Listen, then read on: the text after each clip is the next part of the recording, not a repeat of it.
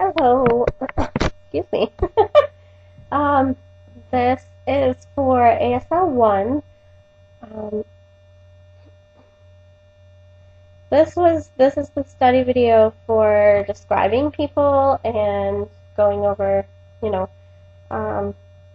distinctive characteristics that you might use to describe somebody to someone else.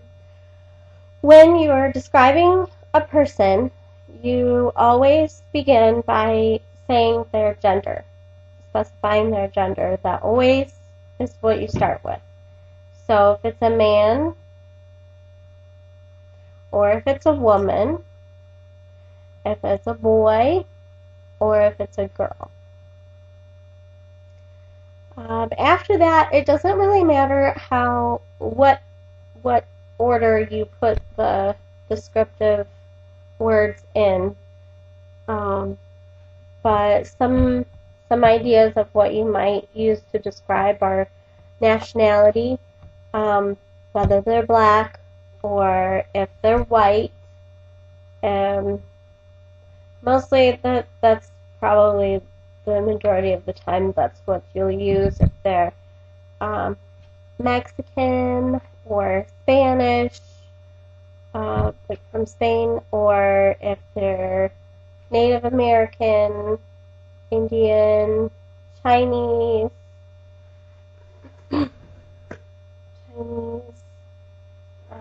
Japanese. Those are some examples.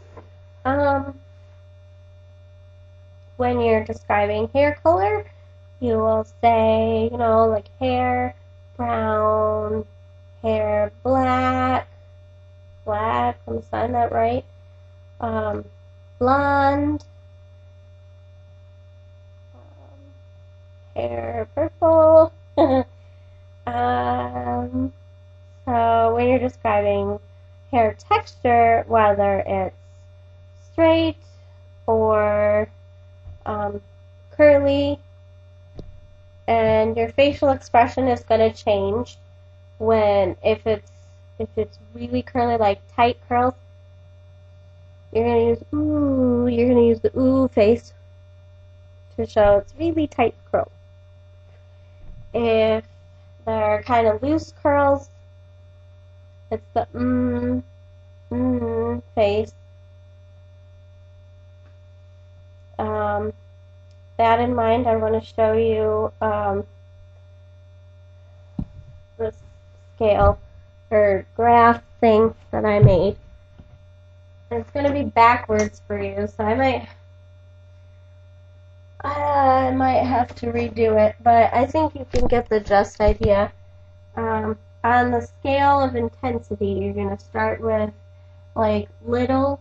If something's very little, like really tight curls, you're going to use the ooh face. So I put O.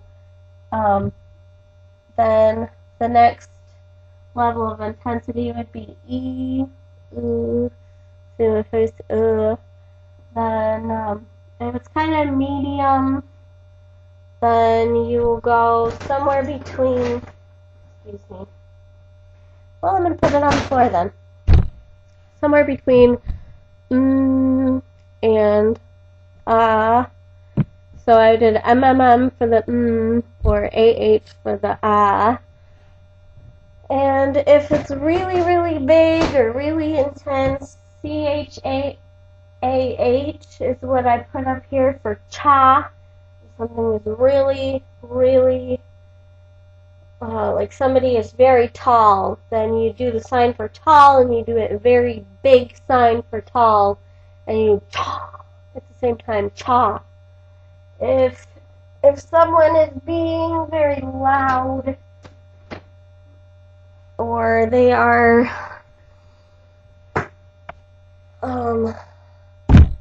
they're being very loud, here's the sign for loud. If they're like it's so loud it's deafening, it would be sow. So that tallest part, that highest part of the graph, I put TVOW because that's what your mouth is going to do. Sow. And that's kind of the the intensity chart that I want you to be familiar with, because you're going to use it for facial expressions. You're going to need to be familiar with that for a lot of different signs. Okay, so if you have short hair, okay, texture, curly, straight. Now you're going to want to be careful with straight, because that is like sweaty. Ugh. So straight hair, sweaty. So you're going to want to be careful with sign production there. Long hair is long. If it's short hair and it's like a woman with a bob or something, that's short hair. If it's like a boy cut and it's really, really short, it's short. There's my hand shape, short. Medium hair length, medium or average. If you're talking about body type and you are talking about somebody who is really skinny, and I'm talking like really, really skinny, it's skinny. And there's that ooh shape again, the mouth ooh for really, really skinny. If the person is kind of average build, average body type, then they're average weight. Average weight. If they're a little bigger than average, but they're not really fat, they're kind of in the middle, they're thick, body thick. If they're fat, there's two signs for it, and it's either fat or it's obese.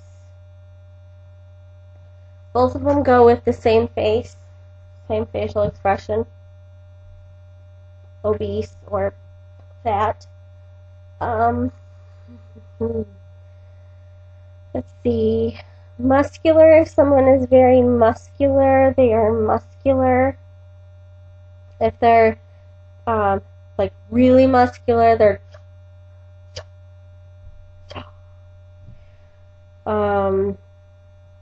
I would say if it was a bodybuilder, like this is personal trainer kind of cha. If we're talking bodybuilder and like their muscles are so overwhelming you can hardly stand it, it's like so.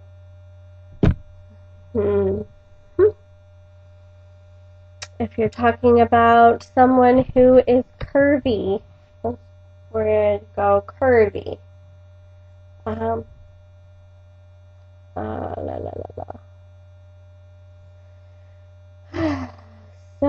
let me see. Clothing. We did shirt.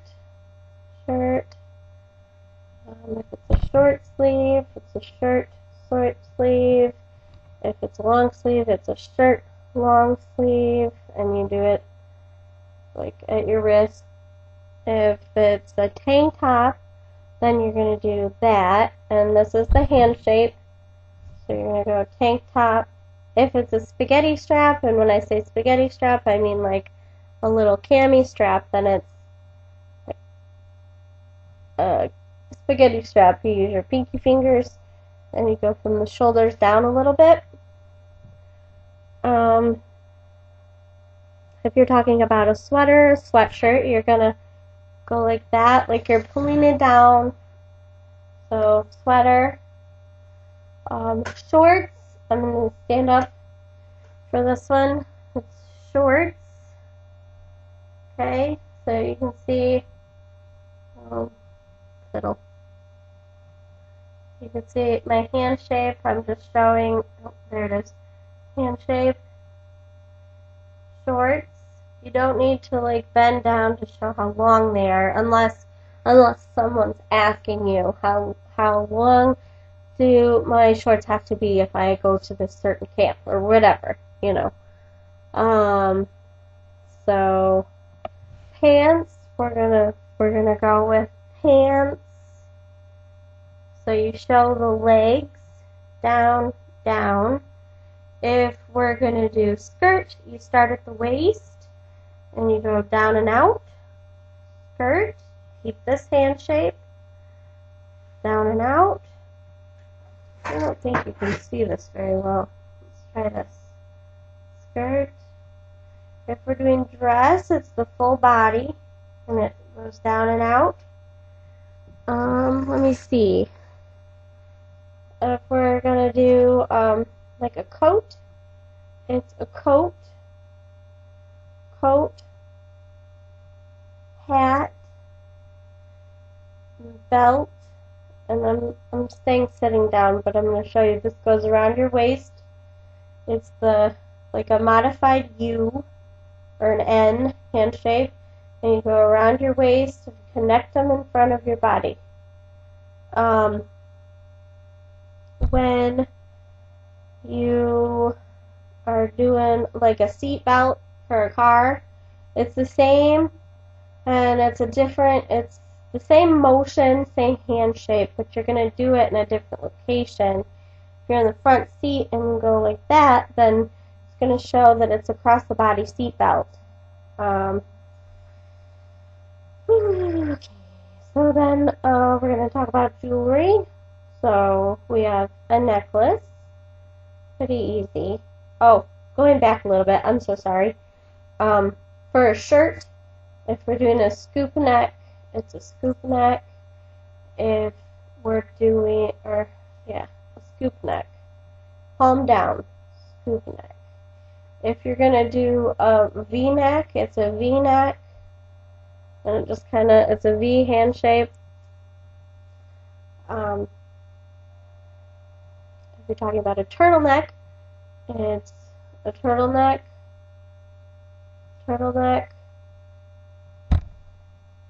If you're talking about,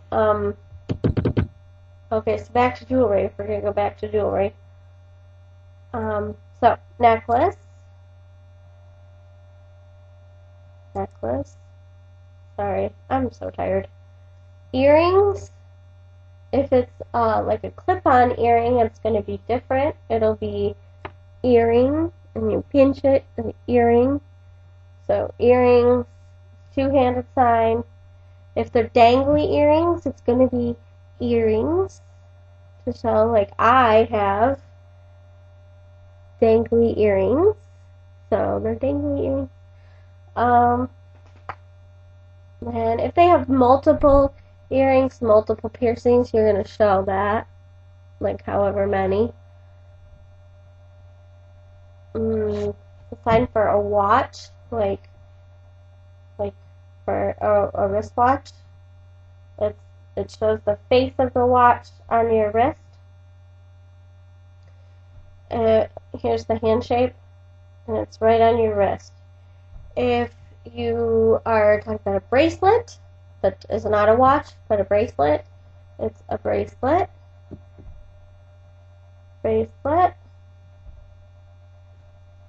Ring, like you're putting it on and you're putting it on your ring finger. Ring. And a question that came up in class was, well, how would you say tattoo? If someone has tattoos, it's a T hand shape, tattoo. Okay? But I'm just going to reiterate right now that no matter who you're describing, always start with the gender. Always start with their gender. So, we did go over in class that in deaf culture, describing someone's features, including their flaws, or what we may think of as flaws, it's just a way to identify who a person is. Also, noticing bodily changes between times that you see each other is just, it's not being rude if if a deaf person comes up to you and says, "Oh, you gained weight," or "You got fat," that's actually not rude in deaf culture. That's just noticing, caring enough to notice that something has changed. It's acceptable in deaf culture. Especially it's polite. I would say it was polite to do that. So that's basically what we went over in class this week and last week for Auburn Hills. So practice, because describing people's appearances and the appearance of, yeah, I'm so sorry, I'm tired. Describing people's appearances as something that you're going to use. If I almost forgot, when you're doing prints, like I have a polka dot shirt, I'd say shirt, polka dot. If I had buttons on my shirt, I would say buttons. If I had a zipper, I would say a zipper, and it's like you're holding the zipper. A tie, if a man or a woman is wearing a tie with a suit or something, it's a tie. You're going to use a U hand shape, palm in, and it's going to go down, tie. If it's a bow tie, it's a tie, a bow tie. My hair's in the way. Bow tie.